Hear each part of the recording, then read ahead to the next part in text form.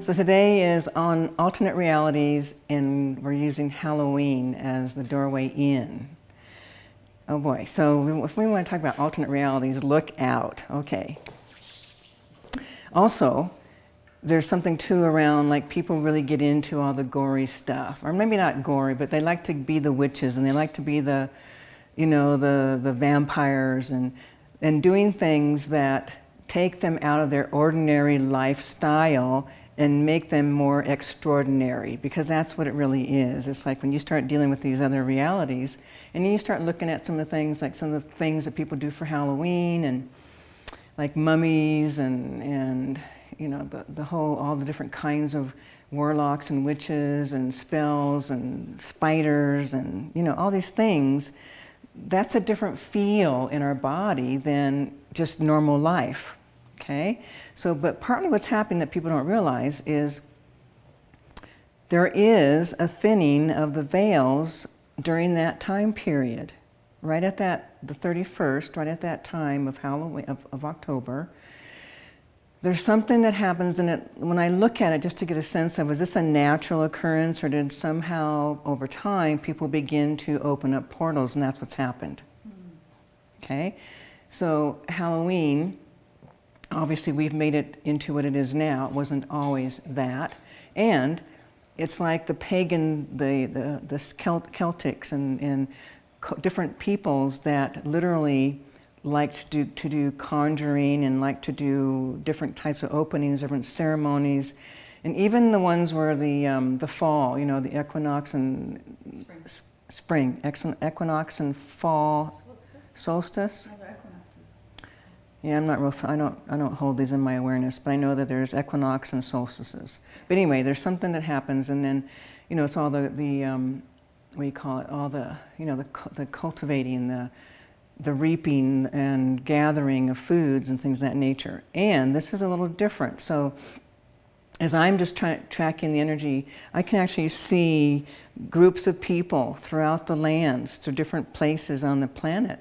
You know, they would start to do different things to open up the portals and to pull spirits in, okay?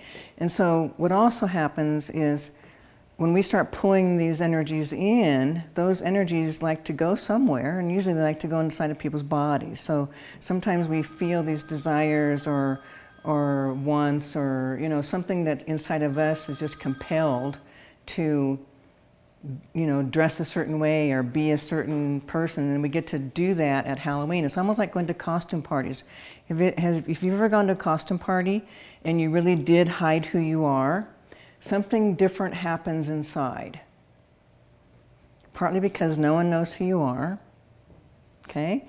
And when it's almost like all the things that you've been hiding, or not hiding, it's kind of like perhaps holding back aspects of you because there's a concern or worry that if you let anybody know that, you know, you do certain things, or most of these things you won't even know. But when you can hide who you are and put the mask on and people don't really recognize you, it's a different feeling. There's something that happens. It's like going, I know it. Also, when you go to foreign countries sometimes, I know the feelings, I travel a lot, and going to different countries, it just feels freer. I mean, some people might think, well, how can, when you go to Egypt, why would you feel freer? And when you go to, you know, different places where there's a lot of unrest, why would it feel freer? But what it is you're not of that culture, you're a visitor, so there's a lot of things that are going to be excused, so to speak. But there's a feeling of feeling freer. So the same thing happens when we do the parties and the Halloween, and we're hiding and masking over who we are. And, like I said, with all the portals that have been opened in the dimensions, then we have pulled things in from many, many, many, many places. So a lot of people are not going to want to hear this kind of thing, okay? But here we are. Veils are thinning so people can accept it more, people can hear it. There might be initial disbelief. There might be a feeling of like, this woman's like off her rocker. She's some kind of weirdo. I know I think those thoughts too sometimes when I hear about people doing different things. I'm thinking, oh yeah, right, you know? And then when I hear myself, it's like, oh wow, not much different than these other people. And It's just normal. This is normal reality. Okay, so let's just imagine that we have planet Earth and all the stuff around here, and we can see our galaxies and our universes, and as they get better and better at their ability to see things through telescopes and big objects that really zoom into things, yeah, it keeps going, but what they're also talking about are the other dimensions. Science is now indicating that they know there's alternate realities, okay? And there are, but there's a lot more than science thinks. I think science is saying there's either 12 or 15 different layers or different dimensions that are overlaid at one, you know, is it 15 or 12, do you know? Oh, I don't know. Yeah, so anyway, like they're acknowledging that there's actually worlds happening in the same energy field, it's just in another dimension, okay? So our universe, you can't even comprehend our universe, let alone the galaxies, is that right? You can see galaxies when you see like big, like when they back out and the Earth becomes like a little speck, and then you see all these galaxies, and then there's universes. So that's our universe. These are galaxies within our universe. Well, what you're not knowing is that there's universe beyond universe beyond universe beyond universe. It's limitless. Okay? So in all these different realities, there are places where other consciousness, other sentient beings exist for real.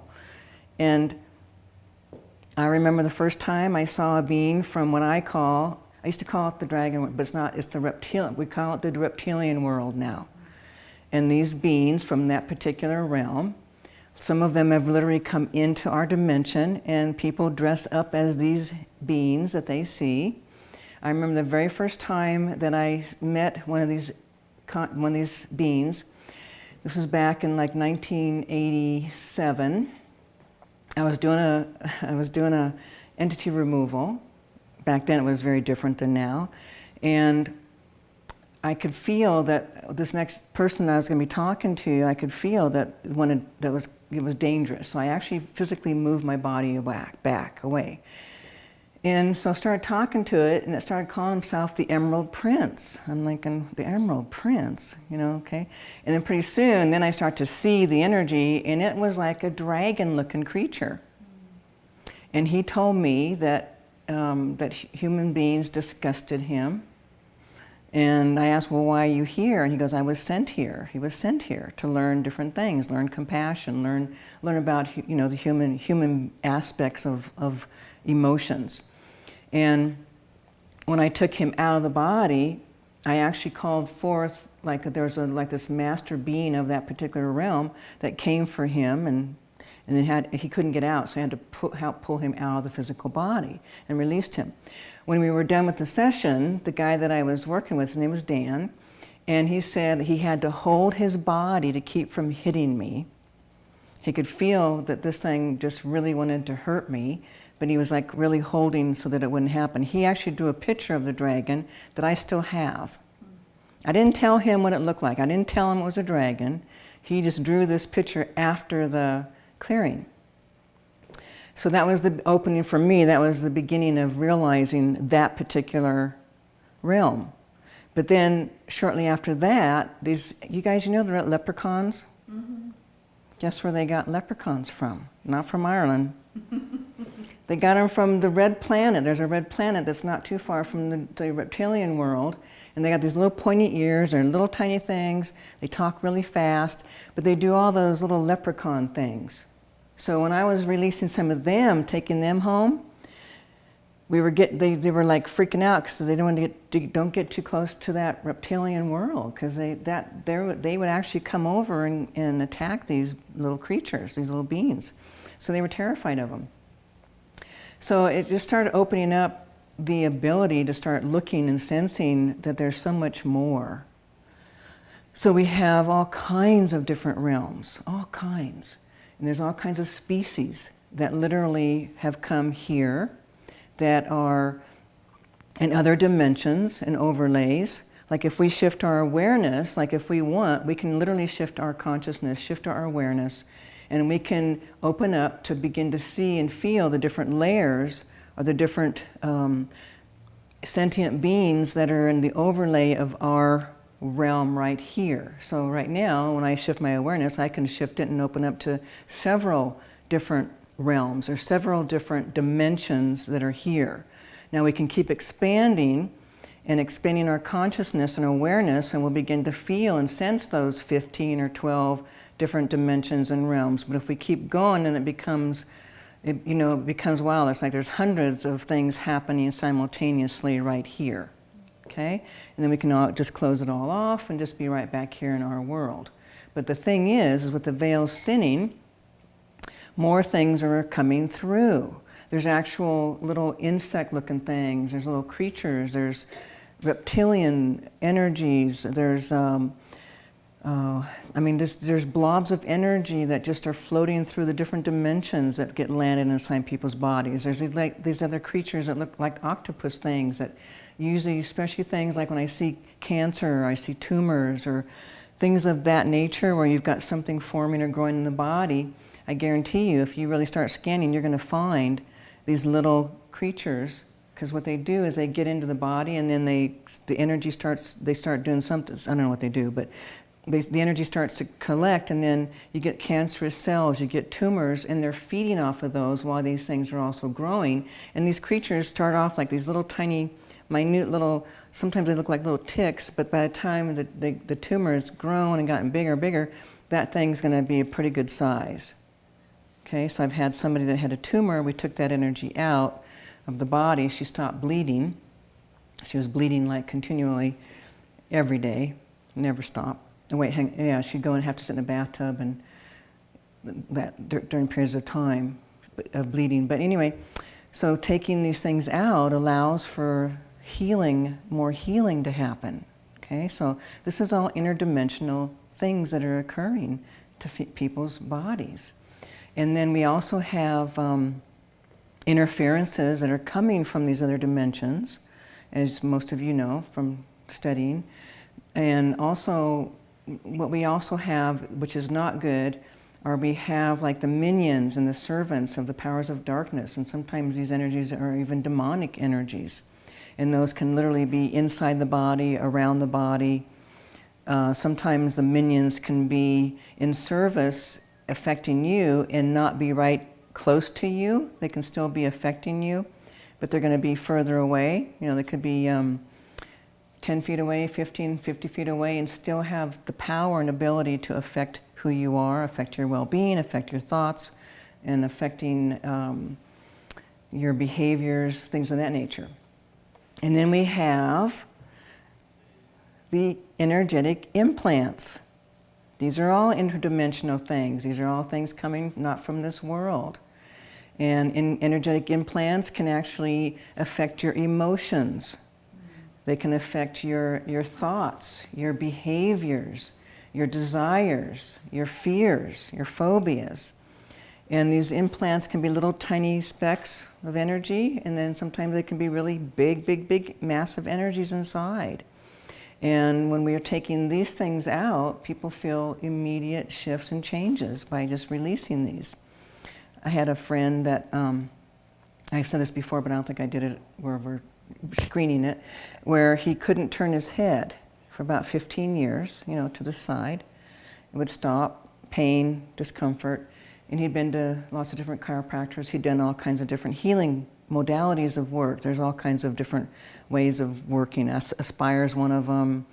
I don't remember all of them, but there's all these different methodologies of clearings, things of that nature. He'd been doing all of them. He was a chiropractor himself. And he's talking, and I'm looking, and I just reach over and pull this implant out, and it was over just like that. I had just talked to him like maybe 3 years later. I did this in 2010, and I talked to him several times, but the last time I talked to him was probably earlier this year. And he's still good, so it's gone. Bottom line is implants can affect your body. They can affect pain. They can affect, lots of different things physically inside. So people that are doing this kind of work, you want to check for implants when people have illnesses or diseases or emotional stuff or physical things. So those are always cool to remove.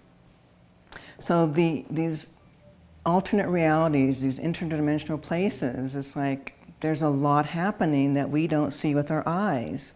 And like I said, with the veils getting thinner, more things are able to pass through.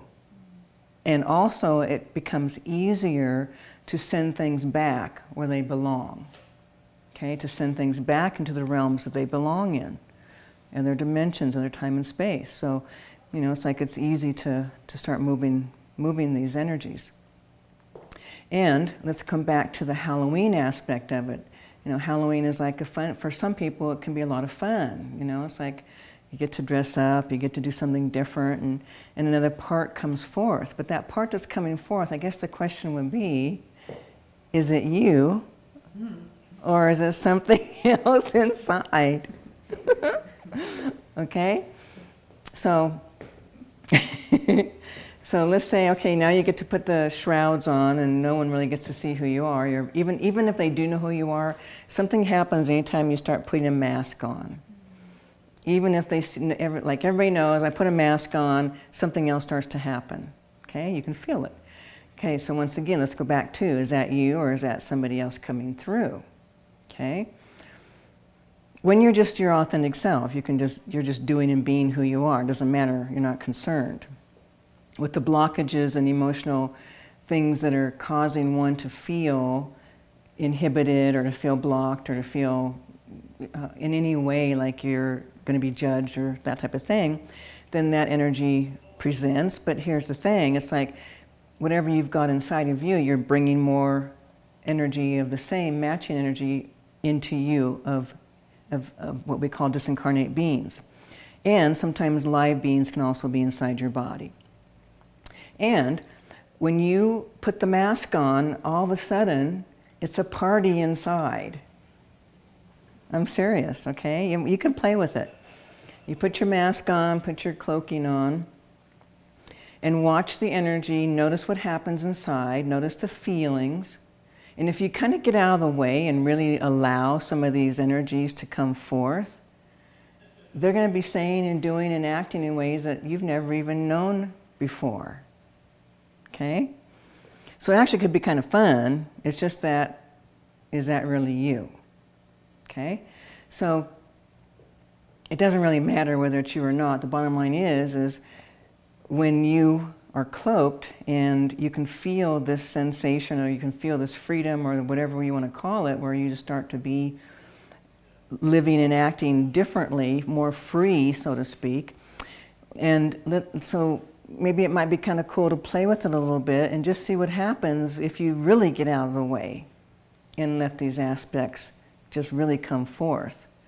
But then it would be a good idea too to send them home, okay? Because when they're in your body, they are causing inhibitions inside of you, okay? You may not know in your conscious mind that there are energies that are not you inside. And at your higher levels, you absolutely do know.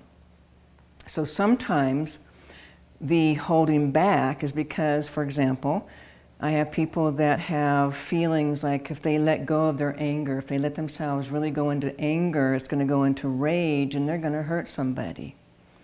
They're going to cause harm for real to somebody.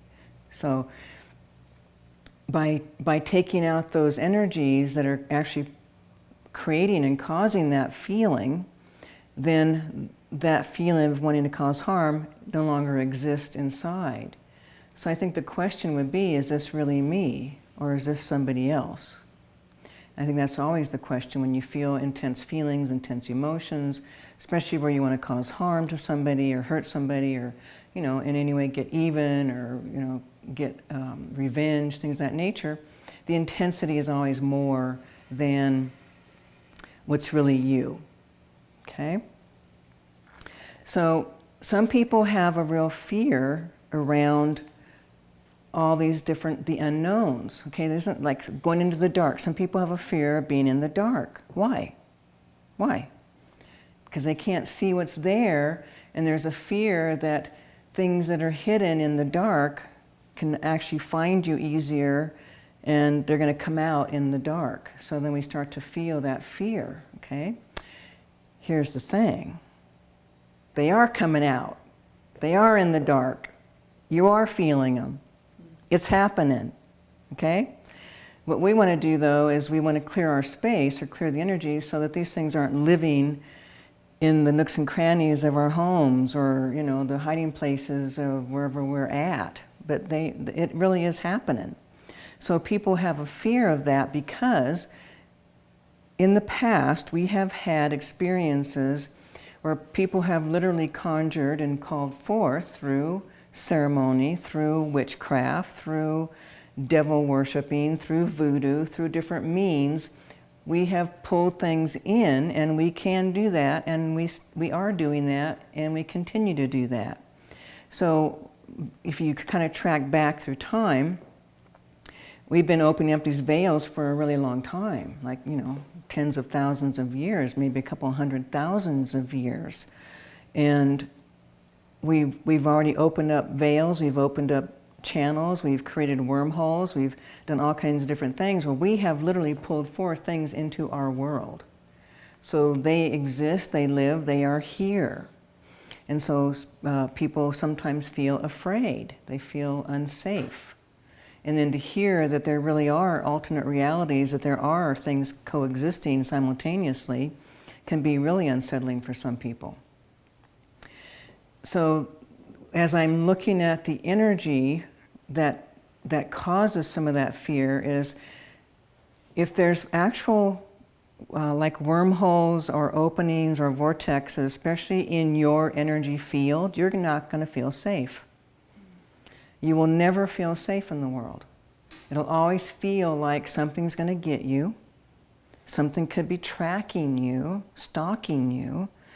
Something could be watching you. Or it can just be this feeling like you don't know what it is, but you just don't feel protected. You don't feel like you're safe. Does anybody ever feel that way? All the time, really? Okay. You feel that way sometimes? Okay, cool. Alrighty. So what we want to do, this is going to help you feel safer in the world, okay? So what we're going to do is we're going to start closing off any of the energy fields, any vortexes, any tears, any openings, any tracking devices, anything inside of you or around you where you've become visible.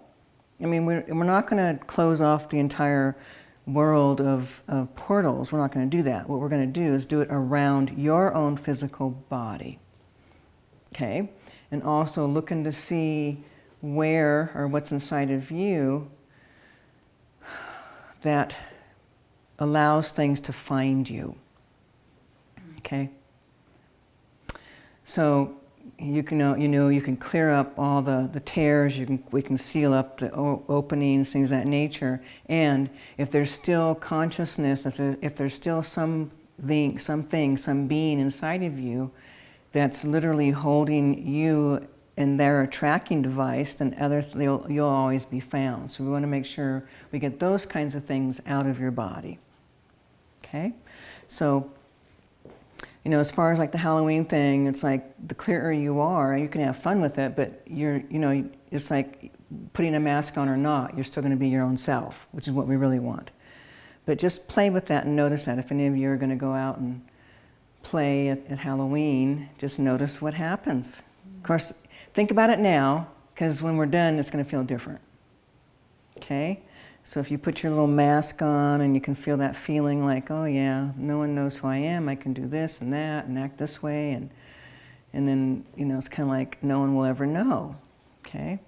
And let's start looking at because as I'm talking, I'm already seeing big stuff happen in different people's bodies that make them feel unsafe, because they are unsafe, because they are being tracked, they are being pursued on some level, and they are being interfered with.